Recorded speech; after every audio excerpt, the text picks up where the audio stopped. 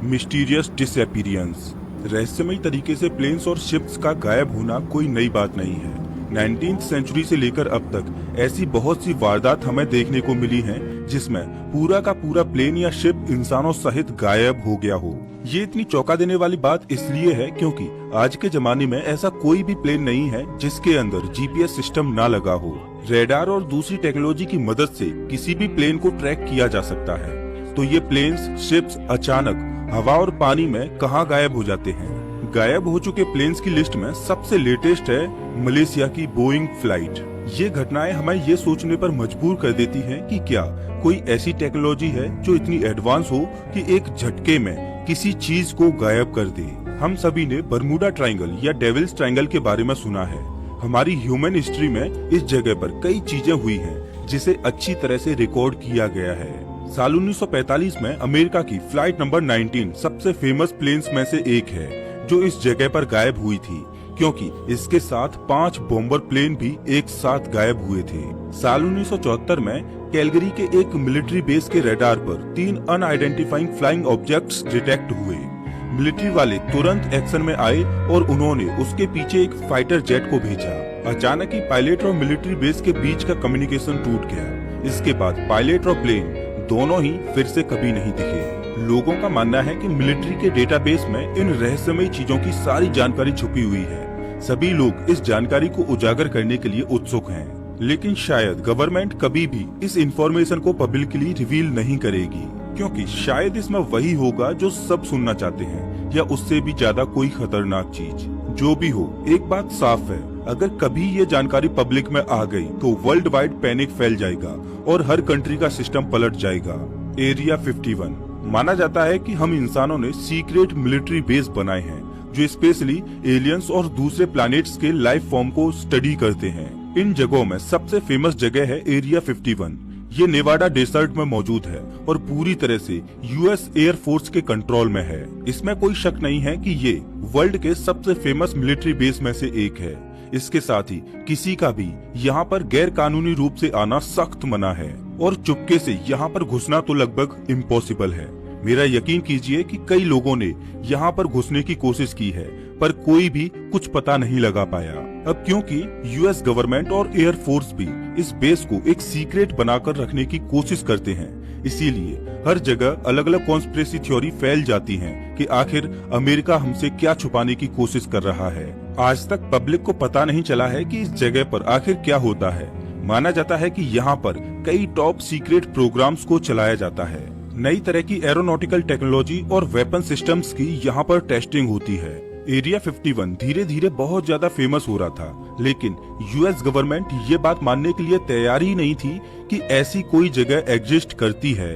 तब सीआईए ने साल 2013 में एक इंक्वायरी बिठाई और आम जनता के सामने कबूल किया कि एरिया 51 सच में एग्जिस्ट करता है। माना जाता है कि एरिया 51 में एलियन टेक्नोलॉजी की रिवर्स इंजीनियरिंग की जाती है और यूएफओज की फ्लाइट टेस्टिंग की जाती है। इसके साथ ही थ्योरिस्ट का ये तक कहना है कि एरिया 51 में यूएफओज से मिली एलियन बॉडीज मौजूद हैं, जिनके ऊपर टेस्टिंग की जाती है। ऐसा भी हो सकता है कि एरिया 51 केवल एक झूठी जगह है और इस जगह को इतना फेमस इसलिए किया गया है ताकि पूरी दुनिया का ध्यान यहाँ आ सके और असली चीजों को कहीं और हमारी नजरों से दूर छुपाया जा सके। Mysterious artefacts. दुनिया में मौजूद बहुत से रिसर्चर्स ये मानना चाहते हैं कि एलियंस एग्जिस्ट नहीं करते, लेकिन फिर उन्हें कुछ ऐसी चीजें मिल जाती हैं जिससे उन्हें अपनी सोच बदलनी पड़ जाती है। ये कोई बड़ी चीज जैसे कि एलियन स्पेसशिप नहीं है, छोटी छोटी चीजें भी एलियन सिविलाइजेशन के होने का सबूत हो सकती हैं। इन्हीं में से एक ऑब्जेक्ट है एंटीकाइथेरा मैकेनिज्म। ये अजीब सी मशीन ग्रीक आइलैंड के पास एक डूबे हुए जहाज के मलबे से मिली। माना जाता है कि ये मशीन 150 से 250 बीसीई के बीच बनी थी। इसमें मौजूद मैकेनिज्म 16वीं सेंचुरी से पहले डिस्कवरी ही नहीं हुई थी। अब सवाल ये आता है कि इस तरह की सिर्फ एक ही मशीन क्यों मिली है? इसका कोई एक जवाब नहीं है। हो सकता है कि ऐसी बहुत सी मशीन हो, लेकिन वक्त के साथ वो खत्म हो गई हो। हम लकी हैं कि एक मशीन पानी के अंदर अच्छी तरह से प्रिजर्व हमें मिली। ज्यादातर वैज्ञानिक इनका कोई नॉर्मल सा रीजन देकर बात को रफा दफा कर देते हैं, लेकिन बहुत सी चीजों के एक्सप्लेनेशंस लोगों को रास नहीं आते और वे परग्रही जवाबों पर यकीन करने लगते हैं। Encounters with aliens. एलियंस के होने का सबसे बड़ा सबूत शायद इंसान ही हमें दे सकते हैं। बहुत से लोग अपने पर्सनल अनुभव शेयर करते हैं जिसमें वो यकीन के साथ कह रहे होते हैं कि वो परग्रहियों से मिल चुके हैं। एक समय में एलियन से मिलने वाले लोग इतने कॉमन हो गए थे कि उन्हें कॉन्टैक्ट टीज के नाम से बुलाया जाने लगा। इनमें से ज्यादातर लोग कहते हैं कि उन्हें स्पेशली मैसेज देने के लिए कॉन्टैक्ट किया गया है। 1950 के दौर में एलियन से मिलने के बहुत से मामले सामने आए थे। माना जाता है कि उस वक्त में हमने न्यूक्लियर पावर का आविष्कार किया था। इस वजह से एलियंस जानना चाहते थे कि इस पावर का हम किस तरह से इस्तेमाल करेंगे।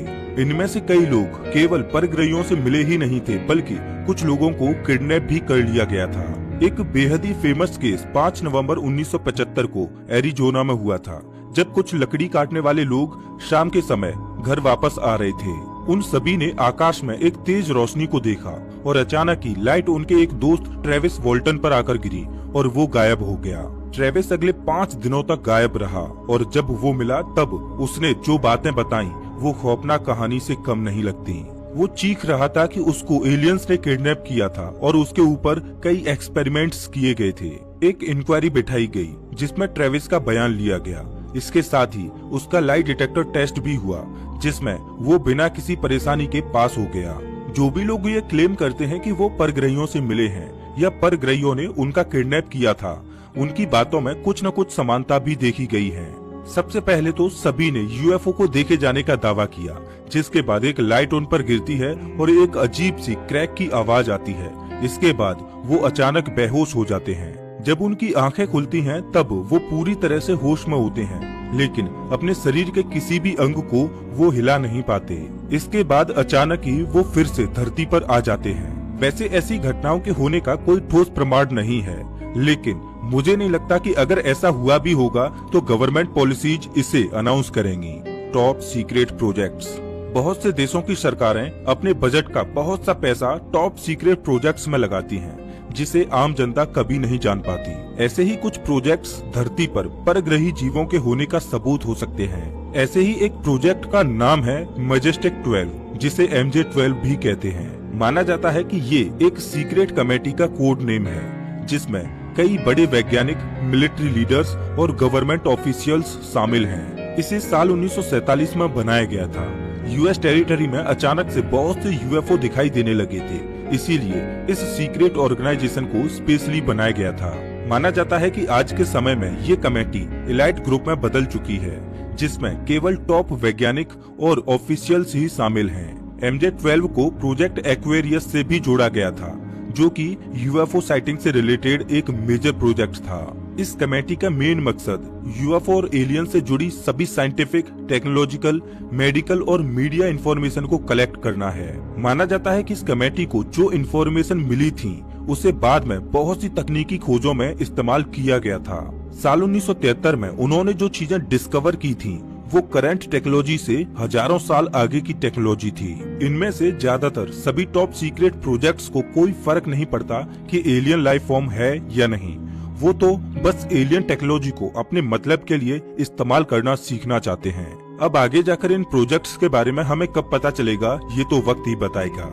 वैसे आपको क्या लगता है कि क्या धरती पर परग्रही जीव आते जाते रहे हैं? कमेंट करके जरूर बताना। अगर आपको ये वीडियो अच्छा लगा हो तो इसे लाइक करें और ऐसे वीडियोज के लिए चैनल को सब्सक्राइब करें, साथ ही बेल आइकन दबाएं।